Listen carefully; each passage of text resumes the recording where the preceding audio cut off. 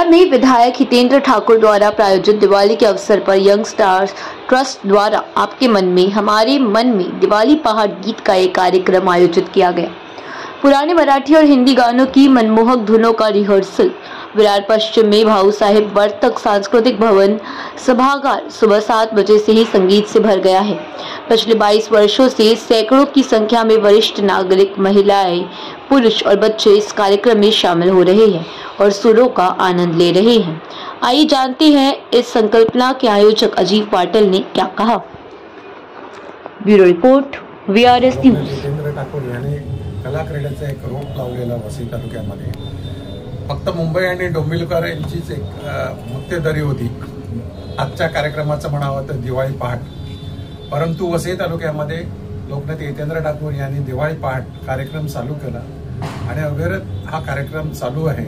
आणि तुम्ही बघितलं असेल की त्यांनी अनेक जणांना एनकरेज केलं की असे कार्यक्रम करायला पाहिजेत आणि आता वसई तालुक्यात अनेक ठिकाणी दिवाळी पहाट कार्यक्रम सुरू झालेले आहेत। हे एक त्यांचं श्रेय म्हणायला लागेल की आपली संस्कृती जोपासण्यासाठी त्याचा प्रसार आणि प्रचार होण्यासाठी हितेंद्र ठाकूरांनी जे काही एक छोटंसं रोप लावलेलं आहे, आज मोठं झालं आहे। सगळ्या ठिकाणी असे कार्यक्रम चालू झालेले आहेत। आपल्या नव्या पिढीला आपल्या संस्कृतीला जपण्यासाठी, भारतीय संस्कृतीला जपण्यासाठी असे कार्यक्रम होणं गरजेचं आहे। आणि दिवाळी पहाट हा नेहमीप्रमाणे यंगस्टार्स ट्रस्ट लोकनेते हितेंद्र ठाकूर यांच्या संकल्पनेतून चालू झालेला आहे आणि लहान आबालवृद्धांपासून तर ज्येष्ठ नागरिकांपासून लहान मुलांपर्यंत सगळ्यांनी भरभरून इकडे सहभाग घेतलेला आहे आणि प्रेक्षक वर्ग उपस्थित आहे। कशा पद्धतीने या ठिकाणी गाण्यांची तालीम सुरू आहे?